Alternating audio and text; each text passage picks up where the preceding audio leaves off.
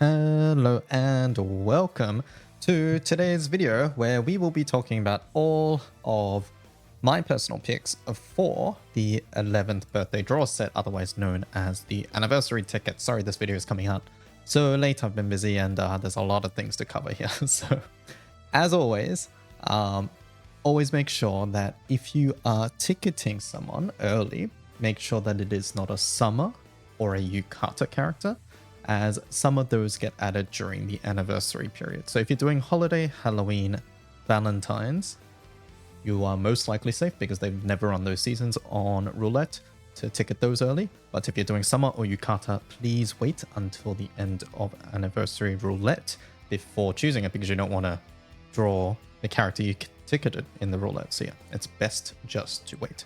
Now, since there's so many options, I will not be going over every single one. I think that's a little bit insane. So what I will be doing today is going through what are my personal choices. So some cherry-picked examples that, or not examples, but my recommendations on who I think are the best choices from this particular ticket. So without further ado, let's take us over onto this thing. Okay, so I've sort of separated this out into, I guess, tiers in a sense. What you can basically interpret this as is from bottom to top, it's basically going from the least used / least, like most replaceable characters at the bottom. And then as you get towards the top, it's the characters that are used a lot more and they're much, much, much harder to replace, basically. So let's get started, shall we? So we'll go from the bottom and we'll go all the way to the top, like a true tier list, I suppose. So at the bottom, in F, quote unquote, are the characters who you aren't really pulling for their characters. Actually, you're pulling mostly for their weapons. So that's why I've placed them here, because you're not really going to use them for that reason alone. So first up is, I won't really go into depth about the weapons. You can have a look at them yourselves, and obviously this only matters to you if you are a primal player. So we have Valentine's Sen weapon. We have Dark Summerjohn weapon. We have Shion here. And we also have Rosamir. Once again, I won't go into full details on what exactly they do, but if you're a primal player, it'll be nice. The one exception here is Rosamir's weapon, which is a main hand weapon. It's a very good sword main hand weapon, but typically it's only really used for solos, so do keep that in mind. I'm mostly listing them because if I don't, someone will probably yell at me. So that's why they're here. But yeah, other than that. All right, moving on. Next. So in this category are certain characters who are good and they've seen use, but they've seen less usage recently, basically. So first up is Noah. So Christmas Noah is a character who on release mainly saw usage in high level raids, so Hexa at the time.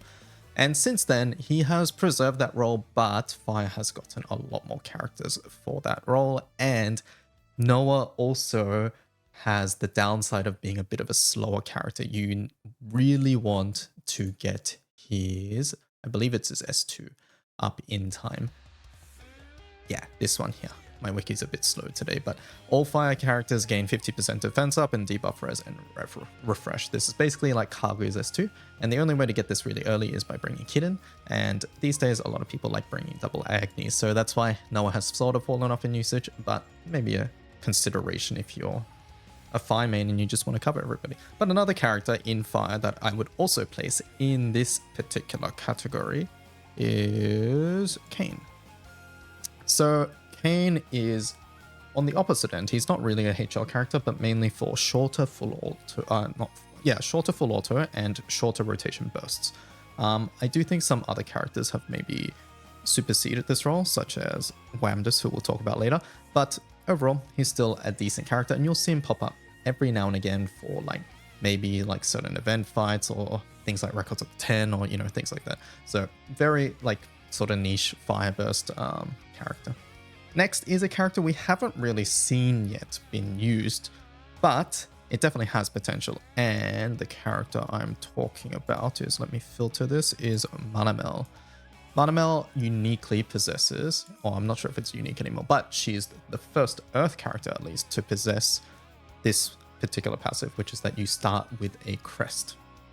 This has potential for low button burst, particularly with Mana Diver, but we haven't seen it just quite yet, so that's why she's down here.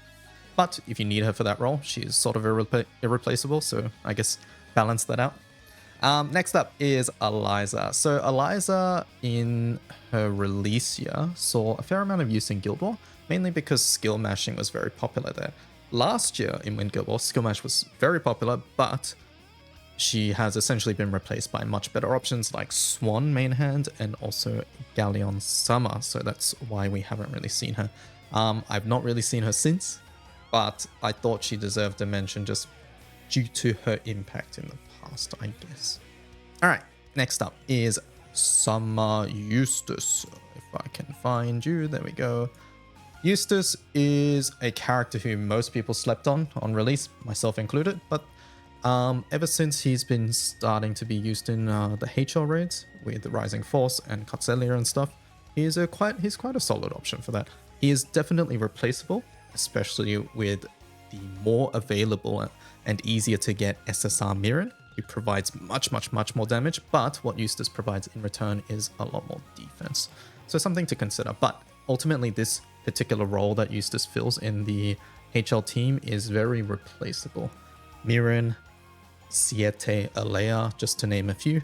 So yeah, it's not like he performs anything super duper unique, but if you like him, maybe that's something you can consider. And then finally, I would like to talk about Ragazzo. So when Ragazzo released, he looked like a character that needed some ramp time, who could do a lot of damage in the long run.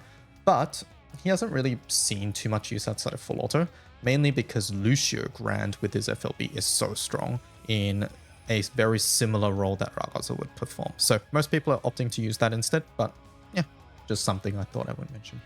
All right, let's move on to the next category over here. So first up, we have Vicky. Oh yeah, by the way, if I didn't mention, I'm not ordering these within the categories. I'm just grouping them by element. So don't read into the ordering too much. All right, first up is Vicky. Vicky is mainly a full auto character, but recently she has seen use as a sacrifice character for very fast water solos and any time where you, I guess, have the time to sacrifice, which is mainly solos, to be honest. But it's because of her third skill, which is very powerful. It places a permanent debuff that essentially does extra nukes whenever you do a certain amount of skill damage, and she also happens to provide some skill damage related buffs on her S1 permanently to the team. And Cotzelia, Yatima, all these very popular water characters at the moment are very skill damage based. So she synergizes extremely well with that. Now, is she needed at all? No, not really, but at least she does perform another role outside of those HL sacrifice solos, in that she's a decent full auto character. So something to keep in mind there.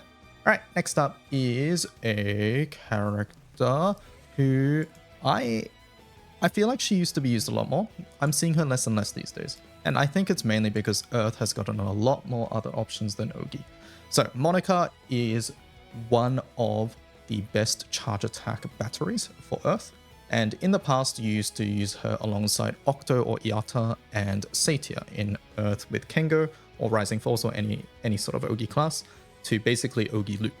Now, there are other characters who we'll talk about later who provide a little bit more damage. And the other thing is Monika isn't necessarily needed for the charge attack battery as well. But she is still a very competitive option and probably one of my go-to characters if I'm trying to do a charge attack team. It's just that I'm using charge attack less, pretty much only use it for Diaspora at the moment. And in HL, what she brings normally isn't enough. So she really only sees use for Kengo sort of Ogi loop teams. But yeah, we just don't really use them outside of Diaspora hosting room.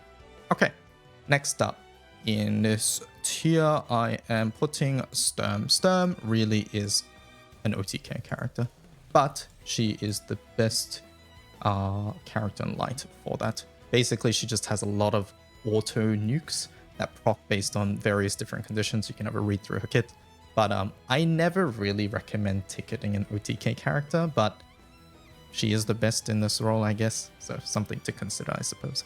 All right, next up, Delaphi. Delaphi is going into D tier, not planned, I swear.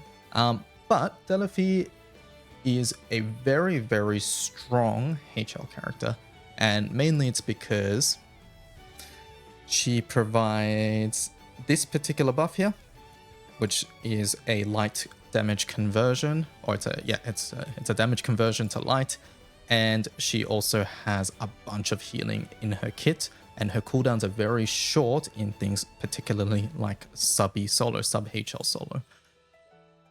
Outside of that, she doesn't really tend to see too much use. I've personally used her in some full autos like for Cosmos and things, but ultimately not really needed.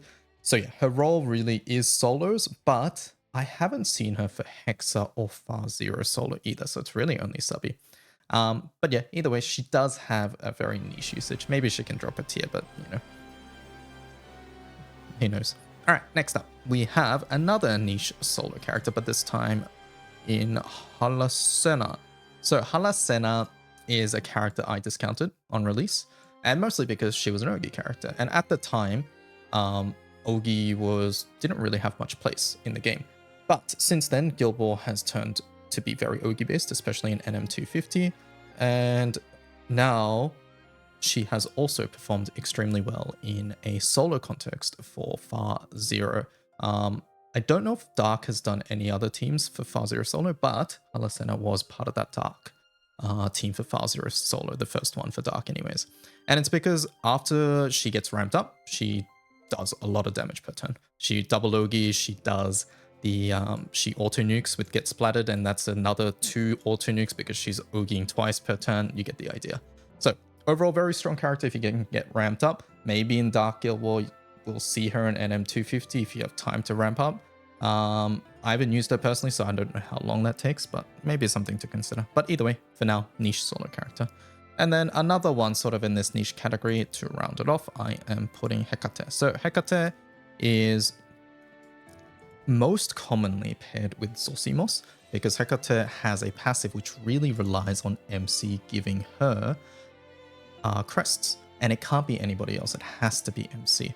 So it's this particular one here, when 1 or more Oblivion crests are granted by MC. So this particular passive here, it needs to be granted by MC, and Zosimos gives so much crest that Hekate seems to be used with her. Now, I've used this character without Zosimos, and it still works okay. And I have used her in sub-HL solo, so it works. And you can use her in your regular full autos, but yeah, something to consider. All right, let's move up to the next category. So here, I am starting off with Aglovale Fire Yukata. So Yukata Aglovale is a really, really good full auto character. He's very simple in how it works, and basically just does a whole bunch of skill nukes. He doesn't provide super duper like ton of utility, but on his release, he saw FA usage in places like Siete, and in places like those where you really want to have a really fast full auto to hit your 4 mil blue chest as quickly as possible. He was very, very good in that. My wiki is loading really slow today. I'm not sure why. But anyways, you get it. We'll deal with it. So yeah, not too much utility, but very, very fast sort of skill damage full auto character. Now, I do think Fire has other options, so I don't think he's the end-all be-all, but sometimes you might find him to be the best option. In a similar vein, I'm gonna put Water Tefnut here. So Summer Tefnut, I would say a couple months ago, I would have considered her sort of like a HL character as well. But I think at this point, Water has a lot better HL characters, so you don't have to really use Tefnut for that.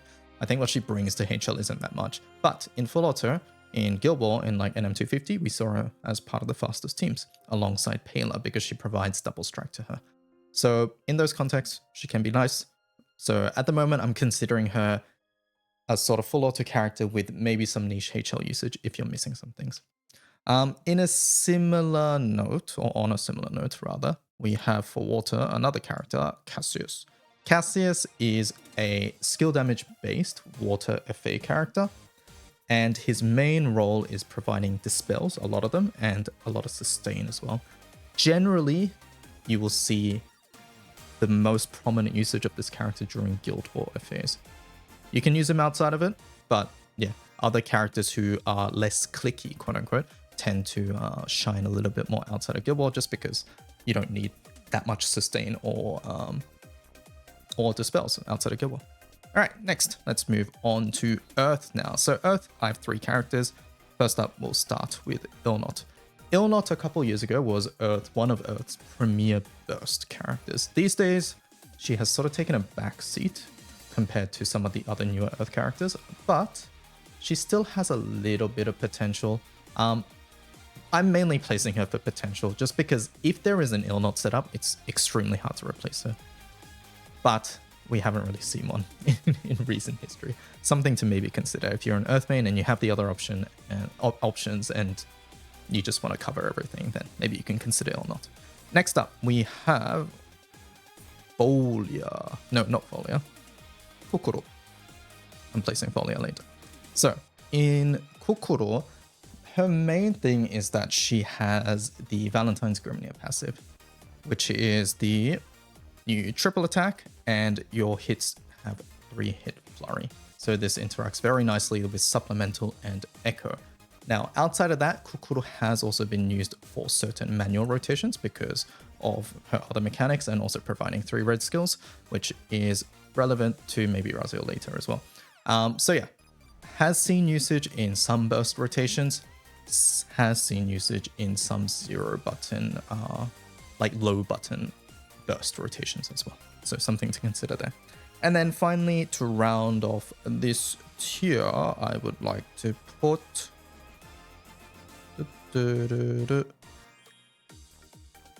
Where is she? I'm blind. Ah, there she is. Shalem. I was looking in S, but her name starts with H. So, Shalem.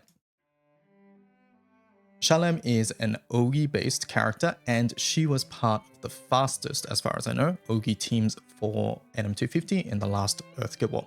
Basically, I think if you're choosing an Ogi character, Shalem is probably who I would choose between the two, but I do think overall it is maybe quite close. Now, I don't personally have Shalem, and I do have Monika, so obviously, like, I don't have the full picture here, but from what I've seen, Shalem does a lot of damage in Earth Ogi teams, and I know early on she saw a little bit of HL use. I do think a lot of the other HL teams are better now, but yeah, perhaps something to consider there. All right, let's move on from Earth, and we are going straight to Light. So in Light, we have Aglovale. Aglovale, when he released, was an extremely strong full auto character, and he still is. Pretty much he only really doesn't see use these days because other characters have released that are slightly faster. He still does a huge amount of damage per turn and provides a lot of utility. Once again, it's just because you don't need that utility that we're sort of opting to not run so much clicky characters these days, but he's still very, very good. Next up, I would like to talk briefly about Narmaya. So, Narmaya is another character who also has some OTK applications like Sturm. She does less damage than Sturm, but the main reason I'm placing Naru here is because of her passive, which is this particular thing. When Light MC uses a charge attack, you deal plane, and then MC gets charged by +10. This has enabled certain strategies in the past, obviously with Ogi teams for Light, and Ogi this year, we'll talk about some characters later, has really risen in prominence for Light. So you will often see Light Naru, Yukata Naru as a backline for these sorts of teams. Next up, we will talk about Magisa. Magisa is pretty much Dark's version of Aglovale. They do very, very similar things, but what Magisa recently got is a big synergy in Valentine's Lobelia, who is not on the subtext. But Valentine's Lobelia interacts with Crest, Magisa gives a lot of Crest, so they sort of synergize well together as well. So something you can consider. All right, and then in this tier, I'm also putting some summons. So the first summon I will mention is Summer Tyra. Summer Tyra is a summon you will see in very niche low button bursts. So for example, in this Guild War, in this most recent Mortar Guild War, we saw Summer Tyra be used in 0 button NM90 strategies. The loading animation and the entry animation, for NM90 so long that you don't really see the 2-chain lockout from Summer Tyra. So she was very useful for that. Now, is this worth your sunstones? Probably not unless you're a super duper hardcore water main. So yeah, has some usage, does enable something, which is why I'm putting her here. And then also in this tier, I am putting Summer Rose Queen. Now, some people might say this is a little bit harsh of me, but I think Summer Rose Queen these days has dropped a lot in usage. And the other thing is, we have a permanent version in Demon Brim, which is also extremely competitive. And I guess now we also have Owlcat. So yeah, I don't like Summer Rose Queen is clearly better than Owlcat, but yeah, basically there's alternatives. And I think in some cases, like Demon Brim, it's better as well. So something to consider. All right, next we are moving on to B tier, I suppose. So first up, we will talk about a water character. Where are you? Lucio. Lucio. Now, Lucio is an extremely strong auto-attack enabler for water. Now, he is pretty much only used ever in manual, just because that's where he shines the most, and the most significant thing he does is provide 2 sources of echo and a source of triple attack. In the past, you used to see him a lot with characters like Uno, who has 1-turn assassin, and most significantly, Prisvelga MC. Now, Prisvelga MC has dropped off a lot in usage, so pretty much the only times you really see it these days is, I guess, if you're doing like Super Baja Execute or some full autos, but in those, Lucio doesn't provide anything. In the full autos, Lucio doesn't really provide anything. So it's really only the manual Super Baja Executes, but there's like a million ways to do that these days. So Lucio's not really providing much. That being said, if Prisvelga ever comes back and manualing is ever back on the table, I can almost guarantee that Lucio will probably be there as long as he hasn't been power crept by somebody else. But this character is really, really hard to power creep because he just provides so much. 2 sources of echo on his own is already crazy. But this one, he has 90% echo, and he provides guaranteed triple attack, which completely nullifies Prisvelga's downside. So I find it hard to think that this character won't be used if Prisvelga comes back. It's just that we've seen less usage of manual Prisvelga teams these days because of how strong things like Hallessena, Pela, and Mana Diver are. We've seen more of that for bursting rather than like Soldier Burst for water these days. So that's why he's in B tier for me. Next, I will talk about another water character, and this time Water Shalem. Water Shalem in the past was really a character you saw in a lot of water HL teams. However, ever since the release of Yatima, I feel I've seen Shalem less and less and less. The premier sort of water teams right now for HL is Pela, Yatima, Hallessena.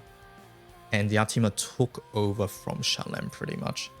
That's not to say Shalem doesn't have a place. I do think Shalem is nice for certain applications, especially like in certain situations where you might really, really need the debuffs for your team, or you really need the lock for some reason, maybe to cancel Hexa or something like that.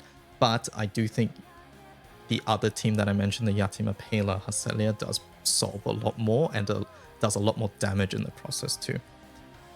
You will see Shalem sometimes in certain full autos purely for the fact that she lowers skill cooldowns with her S2, and in full auto you aren't really calling summons other than on your first turn anyways, so you will see some of that, but that's really niche. But yeah, either way, this character has sort of fallen off in usage. Not a bad character, can still use her in OB teams too, but yeah, something to definitely consider. All right, let's move on from water. Let's talk about earth now. So this is where I will put Pholia. So Pholia is a short normal attack, short rotation normal attack burst character, and she's pretty much been used for that role for any sort of like NM like 90 to like outside of that we have like events and things like that. Sort of like very to give like rough numbers, I think anywhere between like 100 mil to like maybe like 150 mil ish damage sort of range, I think. And it's mainly because she provides this skill here, which gives everybody guaranteed triple attack and assassin. She is obviously a niche character for that reason alone, because she's only really used in those contexts, but either way, still a very good option for those contexts. On a similar note, we have Earth Dante, Halloween Dante. Halloween Dante is really only here for, I guess, 2 reasons. I was going to say 1 reason, but it's actually 2 reasons. The main reason is that he has this particular passive here, which is incredibly powerful, and we'll see it pop up again shortly, but he provides echoes for free if everybody does triple attacks, or if you do a triple attack rather. The other reason he also shows up is because he happens to have 3 yellow skills, which synergizes really well with Raziel's Summer, who we'll talk about later. But yeah, very niche, low button burst again, mostly 0 button things. Something to consider if you're a Earth main and missing him. Next up, we have a character who is Earth, but is technically, I feel like, used more often in other elements. And this is Christmas Anthuria. Christmas Anthuria is one of those really annoying characters who just pops up randomly every now and again, just because of this skill here. MC and Anthuria gain double strike. Now, this particular thing does not care about what element your MC is, unlike someone like Holiday Couture, for example. This lasts for 4 turns, and we see this pop up in Guild War, we see this pop up elsewhere. But yeah, pretty much randomly she'll just show up, and it's sort of hard to copy if you don't have the character. So if you have a lot of the other meta options and you just want to cover that thing, I guess Anthuria can be someone to consider there. All right, speaking of double strike, let's go on to Wynn's double strike character, which is Korwa. Now, a couple of years ago, I would have said Korva's like up here somewhere. But these days, we're seeing Korwa used less and less, which is sort of crazy to say when you think about what this character provides. Like, just on paper, it's 50% damage cap, double strike, a whole bunch of like steroids here. Like, it's sort of nuts.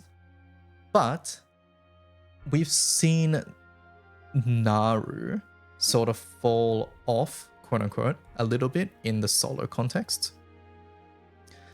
She is still very good in Guild War grouping strategies with Naru, of course. But in solo, we saw Skill Mash take a front seat this year. And the other thing is, Korva in the past was also used for HL, where you would put S2 on everybody, which gives a big defense buff. But these days, Wind HL doesn't need that at all. And this character's sort of fallen off, but anytime you need to use Naru as a burst character, she's going to be there no matter what. So maybe this is a little harsh to put her in B, but yeah, if you're planning to use Naru a lot, you definitely want her. But if you don't think you'll use Naru that much, then she's still like, you don't really have another good option to really pair her with. So yeah, that's why she's here. All right, another Wind Burst character, and this is basically the triple attack echo character for Wind, which is Summer Anila. Anila is used pretty much exclusively for that reason alone, at least in Wind, which is the triple attack echo passive, but every now and again you will see her pop up in a different element because she provides 30% superior elemental echo to any ally, doesn't matter what element they are. So every now and again, you might see her pop up in water, where she gives her echo to her Svelga, or maybe you'll see her in light, where you give it to MC, and then they Florence S1 MC. So every now and again, you'll see her pop up in a different element for this reason alone as well. So do keep that in mind. All right, next up, a 0 button burst character for Wind this time, and I am talking about Vigrim. So Vigrim is just like Cucouroux, a character who has the guaranteed triple attack and 3-hit flurry effect on their passive. Now you might ask, hey, DY, how come Cucouroux's here and Grimnir's here? And my simple reason is that I think Earth has more competition in that role, whereas Wind has less competition in that role. Basically, if you're doing 0 button auto attack stuff for Wind, your team is mostly Galleon, Anila, Grimnir. Whereas for Earth, I think there's a few more options to consider there. So that's the only reason. And I also think Grimnir is a more sort of noob-friendly, like full auto character as well, if you decide to use his skills as well, because his skills actually do a decent amount of damage too. So something to consider there. Next, we have in light. This time we have Seruel. So Seruel is a character on release who was sort of considered a little bit mediocre, but once Light Ogi was sort of fully realized, he saw much more use, especially in the HL context. You also saw him in some Agastia full autos as well. Now, I think I would have placed Seruel maybe one tier higher, but recently we had another character release and an Eternal Rebalance, which I think drops his priority a little bit because he is mostly replaceable by those, and I do think they're a little bit better in most cases. So yeah, that's why Seruel is here. Next up, another light character, and that is Holiday Chicken. So, Holiday Mahira she provides a very similar debuff to Vicky in that she provides a permanent debuff that procs every time your team deals a certain amount of skill damage, henpecked right here. Now, I do think that Chicken's debuff is a lot better than Vicky's because it dispels, and dispel is historically very powerful, and we have seen her not in just HL raids, which is where you might expect to see her based on her skills, but also in Guild War full autos because of this dispel effect, and also as a sacrifice option for certain HL solos, just like Vicky. So yeah, maybe this is a little me overrating Chicken a little bit, but I do think that her full auto, HL, and also some skill mash potential puts her up here. Like recently we saw a Martial Mastery Trial team setup with the orchestra members where she provided a lot of damage just because that team is dealing a lot of skill damage. All right, and then to round off this category, I will talk about two summons. We have Summer Tiamat, who is a 0-button wind burst option. Provides triple attack, which is sort of self-explanatory. You can save a button because your characters are guaranteed to triple attack. Like Galleon and Grimnir, like I mentioned earlier, and Anila is your 0-button sort of team for normal attacks. Now, out of that team, 2 of them already guarantee triple attacks, but having guaranteed triple on MC and Anila will just give you that extra consistency you need to proc Anila's passive. So, sort of niche, but something to consider if you're a Windbane. And then next up is Summer Sleepyhead. Summer Sleepyhead provides some defensive buffs at the battle start for Dark. And most notably, the one that seems to be the most useful is the Veil. And this tends to see the most use in Guild War, where the boss might do something really debilitating, and Sleepyhead can just ignore that. So an option to consider for sure. All right, let's move on to the A tier. So first up, we will start with the fire characters, and the first one I would like to talk about briefly is one of the most recent releases, which is Wamdus.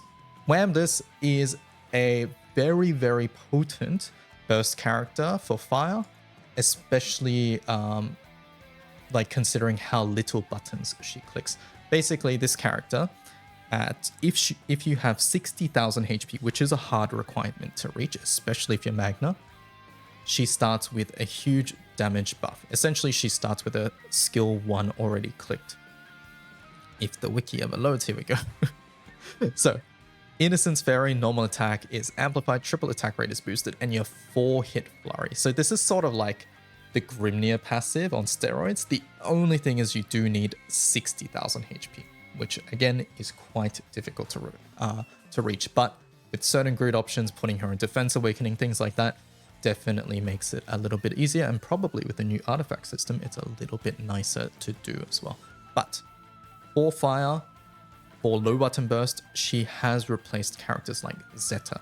But if you have Zeta and you don't have her, you can just use Zeta as well. So do keep that in mind.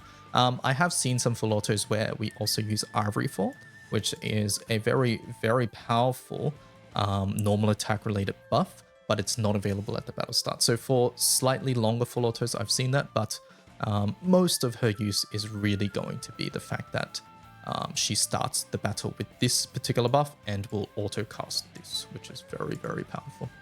Okay, next up, we have another fire character. This time we are going to talk about Neza. So Neza is a character in the past that was used mainly for his ability to auto nuke after his autos, and the fact that he also triple attacks if you have 2 more primals in the team, guarantee triple attacks here, and activate Flashfire Gale. However, these days he's also seen use in a lot of HL solos too, so that's why I've put him in this tier, because I feel like he has applications in full auto, in low button burst, and if you ever are interested in HL solos, Neza seems to be an extremely strong character for that, because once you get him ramped up and have this buff, it provides a lot. So yeah, that's why. Alright, next up, we have Water Katura, Holiday Katura. This particular character is, I'm putting an A, but I would only really consider Katura if you have her Svelga. She is an incredible support for MC with her Svelga. I think otherwise, she's sort of, I wouldn't say underwhelming, but you don't really get the full value out of her. She provides a lot, and in particular, it's mainly for full auto, where she will do a lot for Svelga MC. All right, and then next up, we will move on to some Earth characters, and the first one is Naru. So, Naru is a character who just sort of keeps popping up year after year. She released a long time ago, but One Turn Assassin is just really strong, and with other Dirt support characters, we have seen her pop up in last Guild War, in Magna setups at least. I think Primal also used her, so yeah. She's a character who does enable certain strategies and is unique in that fact. All right, and then another Earth character who I will also place in this tier is Vicky.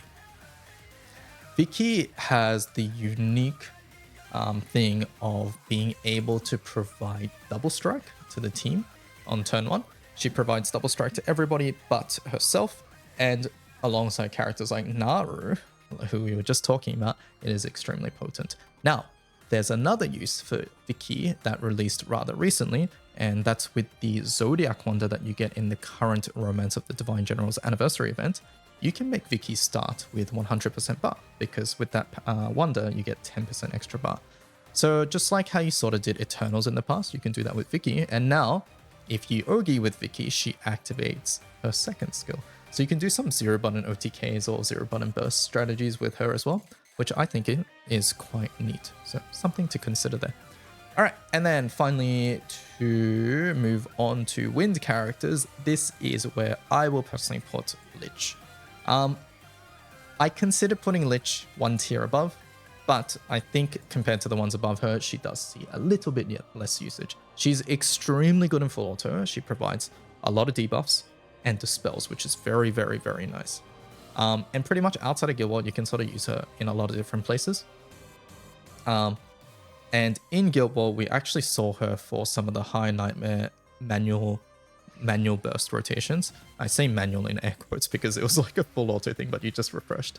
But yeah, she was quite good for that. I think there's an argument to like place her maybe a little bit higher, but I'm placing her here for now just because in full auto, she can sort of be replaced for the most part, unless you really need that dispel and the debuffs. And yeah, the regular content we have in Wind, like outside of Guild War, doesn't really, like, you don't really need her, and there's other really good options, and I think other better options for the most part. So yeah, that's why I'm placing her here for now. All right, next up, let's move to Light. And another really, really good full auto option here is Illnott. So Illnott is a very heavily, where did she go? She's a very heavily skill damage based full auto character. She just provides so much utility that it's really hard to discount her, and I expect to see a lot of her in this upcoming Guild War. All right, and then another character here. Now, I feel like I might be being a little bit harsh here, but this is where I will put Florence. And the reasoning for me is as follows. Florence is pretty much irreplaceable when she is used, but when she is used is so little. Like it, the only time she's useful and really needed is, in the past, the only time she's really been used is in Guild War.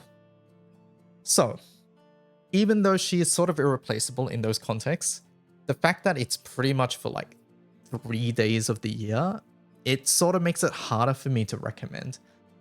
Most people aren't going to use her outside of Guild War unless you're doing some sort of execute thing, but once again, there's a million ways to do subby execute these days. So, is she good? Undoubtedly, yes. How good is she for 365 days of the year? Like, less good compared to some of these other characters. A lot of these other characters are useful outside of Guild War 2. Florence pretty much only sees use in Guild War. So once again, if she's used irreplaceable, she's irreplaceable, but yeah. The only reason I'm placing her lower is just due to the fact that Guild War is not everybody's focus. So yeah, that's why it's there. Next up, another light character who released rather recently is Zoe. Where is she? So Zoe here is a Ogi-based character for light and has most significantly seen use in HL raids. So this is one of the characters I was speaking of when I was talking about Seruel earlier. And I think Zoe is pretty much a much like stronger alternative to Seruel. Speaking with people who played light in these HL raids, Zoe made the raid very, very simple. And until Fumf's rebalance, the Eternal, she was also used in HL solos, and she still is. And as far as I know, she's the more damaging option. But these days, Fumf has seen more use in that solo context over Zoe because it's much easier to pilot. It's a lot easier to play the team. So something to consider. But Zoe, as far as I know, is the more damaging option. But if you have Fumf 150, maybe it's something you can consider skipping her just because she is an alternative at that point. All right, let's move on to some dark characters. First up in dark, we have Sidala, a very, very strong zero button burst character. She's sort of similar in Wamdus in that regard. She does a lot of damage with 0 clicks, does auto nukes after her normal attacks, and with things like Erish Kigal or Falsehood Chain Opus, she provides just a ton of damage. In the Guild War context, she also dispels on her auto nuke, so that is also very, very impactful because you might be dispelling something important from the boss as you're auto attacking, so something to consider there. In full auto, outside of those sort of burst teams, she's a little bit underwhelming because her buff, which allows this to happen, runs out. You start with this and this lasts for 3 turns. Once it's gone, it's sort of hard to get back, honestly. I think it's a little bit too hard to get back, to be quite honest. So yeah, something to consider there. So if you're looking for full auto, I recommend perhaps the next 2 dark characters. The first one being Magus. Magus is an incredible skill damage focused full auto character, and most recently Indala released, and Magus is one of the best pairs or best characters to put with Indala because she provides toxicosis, which is something Indala wants also. Overall, very, very strong character that, yeah, just does a ton of skill damage. So something to consider there. Next up, we have another sort of skill damage full auto character, which is Satyr. Satyr is a very strong defensive sort of tank support as well, and she provides the very useful heal and the debuff duration cut as well, which is situationally extremely powerful. I expect we'll see her in some full auto teams in Guild War, and the other thing is she also synergizes quite well with other primals. Now, in Dark, there aren't that many other primals you'd want to pair with her, but Magus is one of them. So if you have one, you might consider the other one if you want to make your Dark team stronger. But even without primals in the team, I've used her and she's still fine in those roles as well. Okay, and then I want to put one summon in this category, which is Summer Cerberus. Summer Cerberus is a pretty much Fire's version of Demon Brim. which is the Wind Echo summon. And this particular summon is basically just a better version of that. Now, it hasn't seen as much usage in Fire just due to the fact that Fire has a bit less enmity support, but we did see it in certain Fire Burst teams last Guild War. And the other thing is it does provide the Dispel Cancelled and the Jammed buff as well, which is very, very nice. Overall, sort of situational. We don't tend to see it outside of Guild War. If I did, I would probably place it higher. But for now, this is where I'm placing it. Okay, and that rounds out that rounds out our A section. So we got S and S plus yet. To begin with the S, we are starting with the Wind now, and this is where I will place Yukata Vampy. Vampy, an extremely strong manual burst and full auto character. She does a lot of normal attack damage related things, and her S2 buff is really, really, really powerful. She doesn't see usage at all in HL because Wynn's HL team is like Wynn's HL core is so powerful that it's hard to find room in there. But in full auto and for normal attack burst, you can't really go wrong with Vampy. Next up, another sort of character who fits into that sort of description is a Galleon. Galleon most significantly also provides MC with a ton of steroids, essentially. This particular buff here, which gives Echo, and this buff is really, really strong. So you will see Galleon in a lot of sort of short full autos and also in some skill nuke and dispel teams because she has this particular thing here. Where is it? At the end of a turn, if a wind ally did an attack, you deal damage and you remove one buff. So this synergizes really well with characters like Lich over here and Esther Riolo, who is the Wind Evoker. So we saw Galleon in certain Wind Guild War teams, Manual Burst, which was much more of a skill damage focused team this year. And yeah, outside of that, you can also use her in full auto. Once again, no HL usage because Wind HL is so sort of like set in stone at the moment.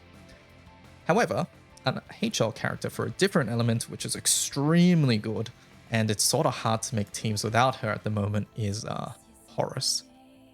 Horus in Light forms sort of a core with Cosmos, the Grand character, and they are extremely, extremely strong in those HL contexts. Pretty much if you're doing anything that's not normal attacks, you'll probably be using Horus because she provides so much debuffs. She does a lot of hits too for an Ogi character. And yeah, just if you're doing any sort of Ogi thing, Horus is going to be there, whether that's HL or just an Ogi Mash team or whatever. So yeah, very, very strong character. Next, we have two summons I'd like to talk about, which is Summer Mandrake. Summer Mandrake is pretty much an auto slot for any sort of like Earth Burst team, just because she provides strength at the battle start. It's just free damage if you have this. Why not? The other thing she does is, which I think is a bit less relevant, but it's still noteworthy, is that she does a lot of debuffs on call. So you will often see her in some HL parties, even if they're not Earth, just because she does so many debuffs on this summon call. Once again, a bit more niche, but if you're an Earth main, you will, like, if you don't have this summon, you're going to be lacking damage, basically. On a similar note, we have Summer Mars. Mars doesn't provide strength, but what she does provide is critical hit rate. Now, this is extremely important because Light's Exalto weapon, Ephes, gives you an amplification on critical hit damage. So what this summon allows you to do is on burst setups, you can ignore getting 100% crit in your grid and then just get the crit from Mars and still get this particular bonus. So you will often see her in short burst rotations for Light. And not only that, her call is super duper good, which is supplement normal attack damage and 20% bonus light damage. So yeah, extremely good summon and probably the best of the Echo summons overall. All right, and then finally we have our S plus category. So let's start with our Earth character here, and this is where I am putting Raziel. Raziel is an extremely strong character. Pretty much overall, sort of an all-rounder character, extremely good in 0-button burst, where you can manipulate her to start with the 10 yellow stacks, which gives her guaranteed triple and flurry. She's very good for low button burst rotations because her S2 is so powerful. It gives echo, and if you have 10 stacks, you can also get supplemental damage. She's really good in longer burst rotations because you can build up to her S3, which does a huge burst turn when you combine it with other things. And then finally, she also sees use in certain HL teams as well. So overall, very strong character. I think the only time you don't tend to see her is in Ogi teams because there's better options, but overall, really, really, really good character, good all-around character, provides a lot of things in a lot of different contexts. Next, light. We have Mugen. Mugen is who I consider probably one of the best characters in the game. And once again, it's for a very similar reason. He is pretty much useful in every sort of team but Ogi. Low button burst, he's good. He can also be used in OTK because he does a skill nuke retaliation if he gets hit. He provides so much damage and he synergizes with one of Light's best characters, which is Nehan, because of the way he cuts HP. Essentially, this character provides a lot of damage, and if you thought because he cuts HP he wouldn't be good in HL, that's not actually true. And it's because he provides a very... He does a very strong combo with characters like Lucio and Makura in the fact that he can substitute for an ally, and Makura's buff, which disappears if your character gets hit, he can protect it because he basically takes the damage instead. So a buff like Makura, which is not meant to last forever, can now last forever because he's protecting all the time. So yeah, Mugen, extremely strong character. And next up, to round off this category, I am putting Dark Ilsa. Very, very strong character for normal attack rotations for Dark. Now, unlike Mugen and Raziel, I feel like Ilsa's role is maybe a little bit more limited just because we don't see her in HL or Ogi as well. But in normal attack burst, I think she is unparalleled. Basically, she has, just like Grimnir and Cucouroux, the flurry passive, but she provides echoes on top of that. And I think that is an incredible combo to have. So anytime you're seeing normal attack burst, you will see Ilsa there. And if you don't have Ilsa, it's going to be doing a lot less damage. Outside of Guild War, you can obviously use her for a lot of different types of full autos too. Very, very overall good character. And then we have two summons here. And it is the Providence Buddies. It is Belial. And it is... Oh, that's the wrong one. It is Belial. Where was Illnott? Illnott was here. Yeah. It was Belial and Bubs. Alright, so let's talk about them individually.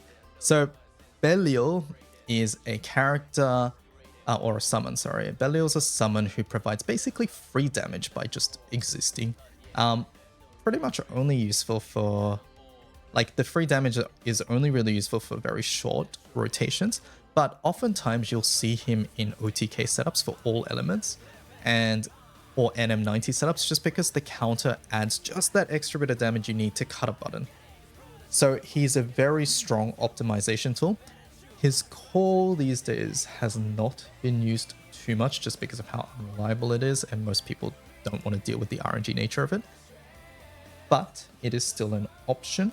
But yeah, mainly he's used for the counter to basically make up that extra damage. And on a similar topic is Bubs. Now, Bubs has less ceiling on his damage compared to Belial. Belial will do more if you get more counters, but Bubs is a consistent 2 mil damage. And early on, when this summon came out, I was wondering, hey, is that 2 mil damage actually going to matter? And the answer was yes. The 2 mil damage definitely does matter when you're trying to optimize things. So yeah, it's a summon that you can use in every element, and something that, if you're optimizing damage, is very, very powerful. Now, the other thing that Bubs has also been useful is his call in certain Guild War setups, where this Black Prism effect, where it removes a buff, is on enemy special attack, has been very, very vital. Basically, there have been situations in Guild War where the boss has just enough buffs that you need that one extra. and Bubs, Summer Bubs provided that one extra. So something to consider. Now, would I recommend these two to everybody? Probably not, just because you do have to invest sunstones in them, and they are, like I said, heavy optimization tools. I think the newer you are and the less characters you have in your roster, it's probably better to pick up a character. But if you're at the point where you really need to make optimizations, sometimes there is no way to make your group better. You just need one of these summons or things like that. So something to consider. Now, this video has gone on long enough. If you have any questions or you feel like I missed out on anybody, please leave it below in the comments. Hope you enjoyed. Sorry that I rambled for, I'm not sure how long the edit will be, but yeah, I know that this will be a long video. So thank you so much for watching if you made it all this way, and I will catch you guys next time. Goodbye. Bye-bye.